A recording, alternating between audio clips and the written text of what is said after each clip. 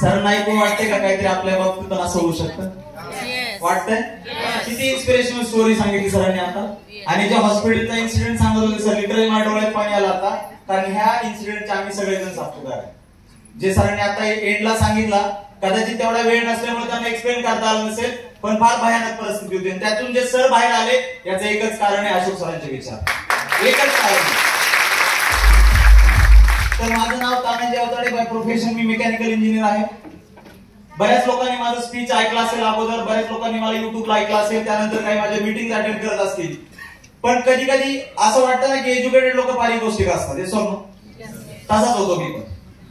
याचं कारण होतं, कारण मी ज्या गावातून माझा जिथं जन्म झाला, एकदम छोटंसं खेडेगाव, जिथं 1200-1300 लोकसंख्या, आणि अशा गावामध्ये जन्म झाल्यानंतर 1ली ते 4थी 1 नंबर होता माझा. मला टक्के पडायचे 94-95, जे सेकंड होते त्याला डायरेक्ट 74 पडायचे. मग 4थी पर्यंत असं शिकलो. त्यानंतर पुण्यात आलो. पुण्यात आल्यानंतर 5वीला पिंपरी चिंचवड मधला सर्वोत्कृष्ट विद्यार्थी झालो होतो मी 5वी मध्ये, पहिल्याच वर्षी. 4थीची स्कॉलरशिप मिळाली, 7वीची स्कॉलरशिप मिळाली, 8वीला MTSC महाराष्ट्र टॅलेंट सर्च एक्झामिनेशनचा महाराष्ट्रात दुसरा आलेला विद्यार्थी, 9वी मध्ये पण महाराष्ट्रात दुसरा आलो, आणि 10वीला देशात 27वा आलो मी नॅशनल टॅलेंट सर्च एक्झामिनेशन. हे सगळं झालं. 10वीला चांगले टक्के पडले, सायन्सला गेलो. मी ज्या गावातून आलो होतो मानसिकता अशी होती, सर मी 10वीला चांगले टक्के पडल्यानंतर काही लोकांनी विचारलं मी काय करू. त्यांनी मला काय सांगितलं माहिती तुम्हाला? आयटीआय कर. का? कारण आयटीआय फक्त एकच वर्षाचा आहे. 1 वर्ष आयटीआय झाला की तुला पुण्यात गेले की लगेच नोकरी लागेल. मी विचार केला, अरे 90% पडले, 90% पडल्यानंतर आयटीआय का करावा. म्हणून मी माझ्या मित्रांना विचारलं, त्यांनी मला सांगितलं, जे माझे मित्र होते क्लास 1 क्लास 2 ऑफिसरचे, त्यांनी मला समजावलं सायन्सला गेलं पाहिजे, म्हणून मी सायन्सला जायचं डिसिजन घेतलं. 12वीला मला 89% पडले, पीसीएम ला 95% माझं ऍग्रीगेट आहे, पीसीएमचं 95%. 2007 ची गोष्ट सांगतोय मी. आणि त्यावेळी मी माझ्या जवळच्या लोकांना विचारलं मी काय करू, त्यांनी सांगितलं डीएड कर. का? 2.5 वर्षात नोकरी लागते. मी म्हणलं अरे मला इंजिनिअरिंग करायचे, म्हणले नाही 4 वर्ष लागतात नोकरी लागायला, आणि त्याच्यानंतर पण तुला प्रायव्हेट जॉब लागेल, गव्हर्नमेंट जॉब लागणार नाही. तुला 2.5 वर्षात गव्हर्नमेंट जॉब लागेल, डीएड कर. मी डिसिजन घेतला इंजिनिअरिंग करायचं. मी का समजवतो माइंडसेट, मी का समजवतो डिसिजन मी माझा घेतला, आयुष्यामध्ये बदल झाला. त्यानंतर इंजिनिअरिंग करत असताना जर बघितलं तर थ्रू आउट डिस्टिंक्शन आहे माझं. थ्रू आउट डिस्टिंक्शन शिवाजी युनिव्हर्सिटीमध्ये 2011 मध्ये गोल्ड मेडलिस्ट आहे. माझा प्रोजेक्ट पेटेंटेड आहे, आणि त्या प्रोजेक्टवरती आज पण ज्या व्यक्तीने स्पॉन्सर केलं होतं 250 कोटीची कंपनी मित्रांनो. असा मला तुमच्यासमोर बोलतोय. मग जॉब लागला, जॉबला सुरुवात केली, जॉब मध्ये ग्रोथ करत गेलो. या इंडस्ट्रीमध्ये ज्यावेळेस मला यायचं होतं, प्रचंड इगो तयार झाला होता. त्याचं कारण मी आतापर्यंत सांगितलेली स्टोरी. कारण असं वाटत होतं गावातला एकटाच आहे. पहिला इंजिनियर झालो, गावामध्ये कुणालाच माहित नव्हतं इंजिनियर काय असतं, तेव्हा मी इंजिनियर बनलो होतो. आणि या सगळ्या गोष्टींचा इगो तयार झाला होता. वयाच्या 26व्या वर्षी ज्यावेळेस मला बिझनेस बघायचा होता, ज्यावेळेस बिझनेस करायचा होता, त्यावेळेस मी पहिल्यांदा बिझनेसला नाकारलो होतो. कारण मला असं वाटत होतं हा बिझनेस माझ्यासाठी नाहीये. आणखी इगो तयार होण्याची कारण होती, वयाच्या 26व्या वर्षी ज्या ऑर्गनायझेशन मध्ये काम करत होतो, इंडियातला टॉपचा ब्रँड, ज्या ब्रँड बरोबर मी काम करत होतो, आणि तिथं 105 लोक रिपोर्टिंग करत होते, ज्यांचं वय 50, 55, 56. आणि सर मी केबिन मध्ये बसायचो, आणि 55 वर्षाच्याला फोन करायचो या केबिन मध्ये. तो यायचा, मी त्याला सांगायचो हे काम कर, मला येऊन सांगितलं, आणि हे लोक जायचे. पण ज्यावेळेस मी बिझनेसला सुरुवात केली, फोर्सफुली म्हणा किंवा सरांना मी ज्यावेळेस पहिल्यांदा भेटलो, सरांना भेटल्यानंतर मला एकच गोष्ट लक्षात आली, आपल्याला आयुष्यामध्ये गुरु पाहिजे तर सरांसारखा. का? कारण मी लई लोकांना अगोदर बघितलं होतं. मी तर स्वतःला कधी कुणाचं म्हणजे मला कोण गुरु असं मानतच नव्हतो. पण मी सरांना जेव्हा भेटलो, सरांच्या मला 3-4 गोष्टी फार आवडल्या होत्या. सगळ्यात पहिली होती कमिटमेंट. कारण सरांना मी ज्यावेळेस भेटलो, सर ऑलरेडी सक्सेसफुल होते. पण सर ज्या लोकांबरोबर बोलत होते, ज्यांना बोलत होते, ज्यांना समजवत होते, मला एकच वाटत होतं की सरांच्या व्यक्तींबद्दल कमिटमेंट आहे स्वतःप्रती.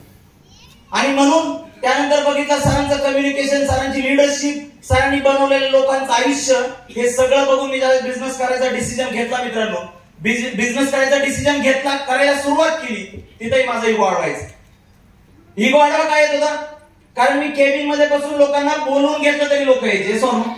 आणि आता तुम्ही बिझनेस करताय, काय काय होतं? कार्यक्रम होतो का नाही होत, तसाच माझा पण व्हायचा. सगळ्या जवळच्या मित्रांना बिझनेस समजून सांगितला, एकाने पण विश्वास ठेवला नाही. त्याचं कारण काय होतं, कारण मी बिझनेस पहिल्यांदा बघितल्यावर मला 80,000 झाली होती. आणि ज्यावेळेस मी माझ्या जवळच्या मित्रांना समजत होते, ते पण सगळे माझ्यासारखेच. 80,000, 1 लाख, 1.5 लाख, 2 लाख आणि वयाच्या 26 वर्षी चांगले पैसे 80,000. हे सोड. म्हणून मग ते मला काय समजायचं माहितीये का, तू बिझनेस करू नको, तुला जर पैसे लागतील ना मी देतो, वापर, जेव्हा तुझ्याकडे ते तेव्हा येते. पण हा बिझनेस आम्हाला पण सांगू नको, तू पण करू. आणि असं करून करून मी निगेटिव्ह व्हायचो. कधी कधी असं वाटायचं इगो आडवा कसा यायचा. एखाद्याला जर मी बिझनेस नाही सांगितला आणि त्याने जर नाही ऐकला, मी विचार करायचो कंपनी तर सगळं ऐकतो माझं, बिझनेस काय करणार. आणि मला आतून राग यायचा. मी म्हणायचो आता तुला उद्या गेलं बघतो. आणि मग उद्या गेलो त्याचा फोन काय करू, याला एवढं काम लावणार की 8 तासाला बसायला जागाच भेटली नाही. पण जसं तुम्ही या सेशनला येऊन बसला, त्या आरटीपीला येऊन बसलात, मी या आरटीपी सेशन जेव्हा अटेंड केला पहिल्यांदा आणि आज सकाळचा जो सेशन झाला ना मित्रांनो, त्यानंतर माझ्या आयुष्यामध्ये फार मोठा बदल झाला. कारण या सेशन मध्ये मला कळलं जे प्रारब्धात आहे ते 100% होणार, म्हणजे 100% होणार म्हणजे मी ब्लेम सोडून दिला, दुसऱ्यावर ढकलायचं सोडून दिलं. मी विचार केला की जे सगळं चाललंय ते माझ्यामुळे चाललंय, जे चांगलं पण माझ्या आयुष्यात चाललंय ते पण माझ्यामुळं, जे वाईट चाललंय ते पण माझ्यामुळं. नाहीतर नॉर्मली मला सवय अशी होती, जर चुकीचं काम झालं तर दुसऱ्यामुळे झालं आणि चांगलं काम झालं तर मी केलं. असा ऍटिट्यूड असणारा मी नंतर बदलत गेलो मित्रांनो, या बिझनेसला करत गेलो. ओव्हरऑल जर अचिव्हमेंट बघायचं झालं तर आतापर्यंत जनरेशन मध्ये 47 लाख रुपये इन्कम झालंय. ओव्हरऑल जर बघितलं सरेज मधून 90 लाख रुपयापेक्षा जास्त इन्कम झालंय. आणि जे बेसिक स्वप्न असतात प्रत्येकाचे, 1 करोडचं घर आहे आता माझं पुण्यामध्ये, 16 लाख रुपयाची कार वापरतो, इन्व्हेस्टमेंट झाल्या. ज्या बेसिक गरजा आहे का कॉमन माणसाच्या असतात त्या सगळं पूर्ण झालं.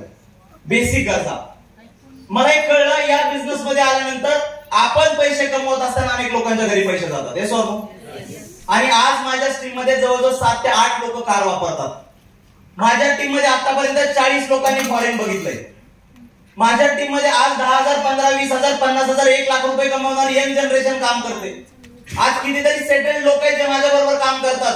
हा बिझनेस असं समजू नका ज्याला काही काम नाही तोच करतो.